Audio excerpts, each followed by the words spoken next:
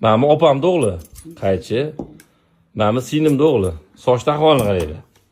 Maktabda ham bu sochga e'tirozlar bor. Men aytyapman, bu sochlaring yoqmayapti. O'g'il bola sal peshonasi ochiq turishi kerak. Kaltatirib kelishgan desam, bilmayman, qayerdan bu stilda o'g'illar olishgan. O'shanga sizlarga murojaat qilyapman. Mana hozir videoni joylayapman. Ertaga abidgacha 12 soat u yog'i bu yog'ida. Agar mana soch yoqqan bo'lsa, to'g'ri qara. Mana shu soch sizlarga yoqqan bo'lsa, yoqdi deysizlar. Yoqmagan bo'lsa, yoqmadi, olib tashlasin deysizlar. Ertaga abidni kaltatirgan videosini qo'yamiz.